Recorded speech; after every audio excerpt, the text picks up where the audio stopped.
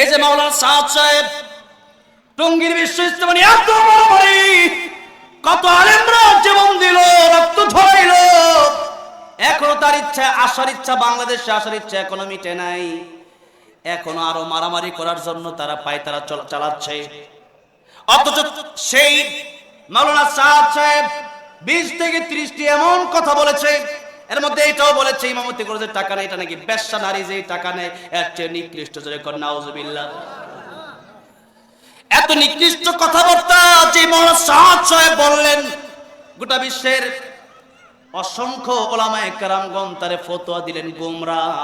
এই গোমরাহ লোক যদি আমাদের দেশে আসে, মানুষ ভালো হবে না, গোমরাহ হবে। আর ইলম তো ইবলিসের ছিল, ইবলিসের ইলম ছিল না? ইবলিসের চাইতে বেশি ইলম কি আমাদের নাকি? সেই ইবলিস তো গোমরাহ হয়ে গেছে।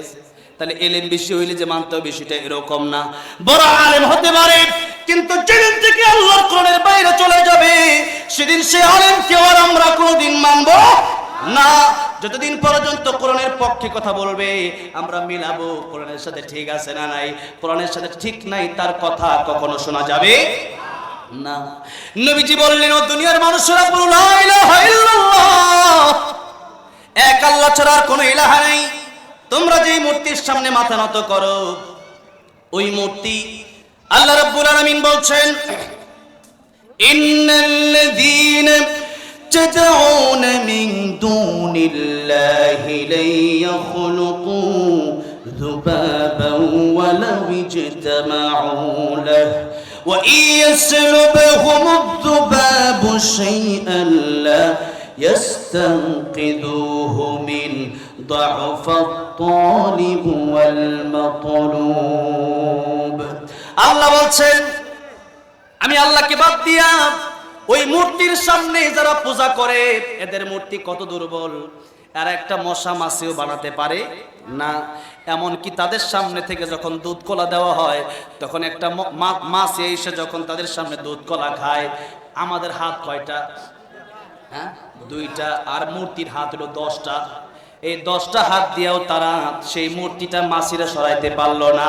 আল্লাহ বলেন, দাউফাত তালিব ওয়াল মাতলুব, ও মানুষ তোমরাও দুর্বল, আর মূর্তি তোমাদের চাইতে আরো বেশি দুর্বল, ঠিক কিনা জোরে কোন? আমরা তো হাঁটতে পারি, চলতে পারি, আর ওই মূর্তিকে পিকআপ দিয়া করে মন্দিরে নেওয়া লাগে। তাহলে আমরা সবল না মূর্তি সবল? আমরা সবল আর মূর্তি দুর্বল। আল্লাহ বলেন দাউফা। এখন আল্লাহ বলেন দাউফাত তালিব, তালিব মানে যে চায়, আর মাতলুব মানে যার কাছে চাওয়া হয়।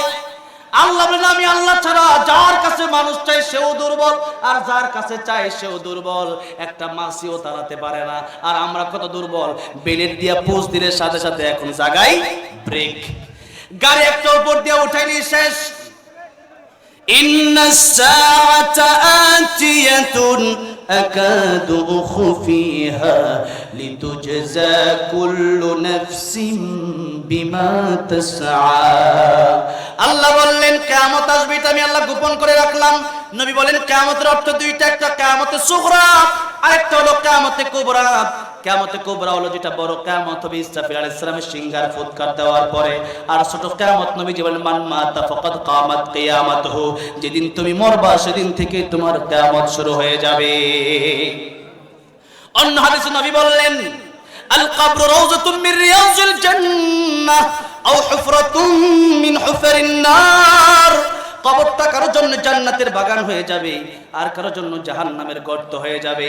ও মুসলমান, মৃত্যুর সময় থেকে শুরু হয়ে যাবে আযাব আর গজব।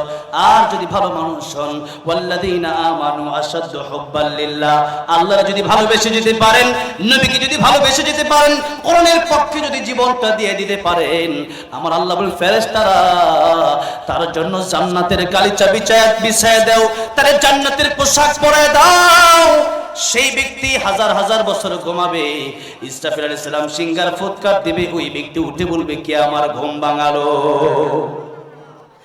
এত সুন্দর জীবন হবে মৃত্যুর পরের জীবন।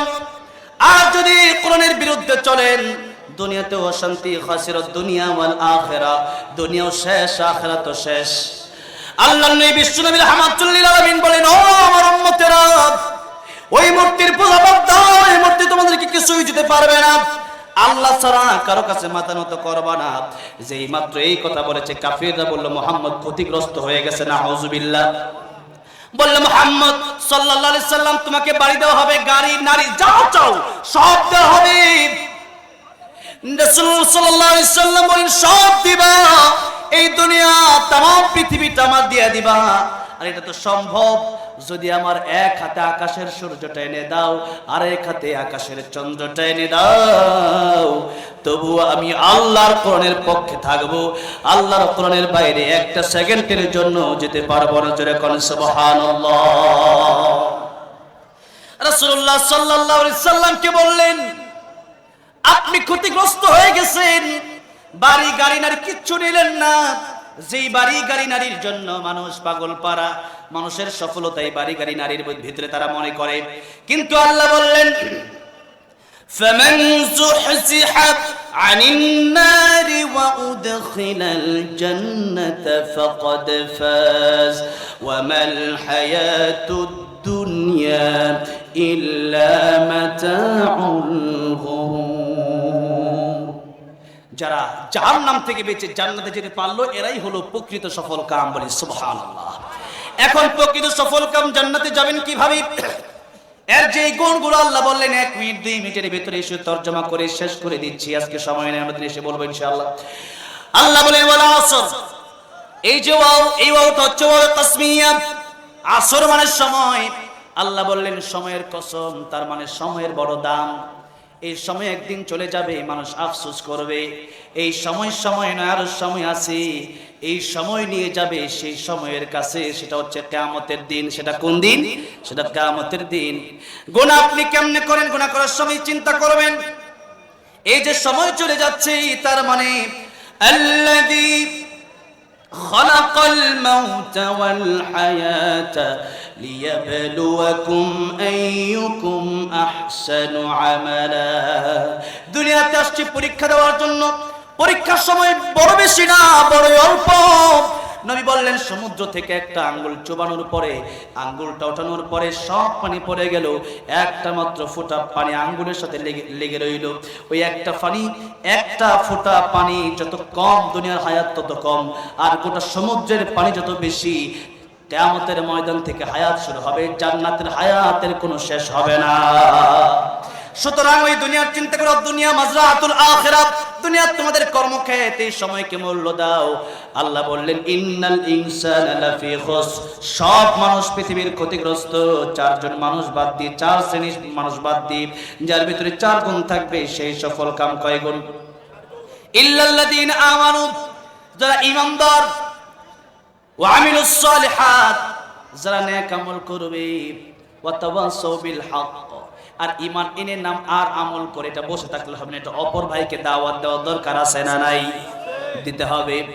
4 নম্বরে এই দাওয়াত দিতে গেলে পরে হামলা, মামলা, জেল, জুলুম আসবে, তা সহ্য করে নিতে হবে। ওয়া তাওয়াসাউ বিস সবর, ধৈর্য ধারণ করতে হবে। এই ধৈর্য পর্যন্ত যারা ধারণ করতে পারবে, আল্লাহ বলেন ওয়াবাশশিরিস সাবিরিন, তাদেরকে আমার জান্নাতের সুসংবাদ আমি আল্লাহ দিয়ে দিলাম। এই জন্য আমরা যেন এই 4 গুণ বলা হয়ে আমরা যেন ধৈর্যের সাথে ঈমান আমল বাস্তবায়ন করে মানুষকে দিনের দাওয়াত দিই, আল্লাহর কাছে যেতে পারি, জান্নাতে হয়ে যেন আল্লাহর দরবারে কিয়ামতের ময়দানে উঠতে পারি। আল্লাহ সেই তৌফিক দান করেন। সকলে বলেন আমিন। ওয়া আখিরু দাওয়ানা আনিল হামদুলিল্লাহ।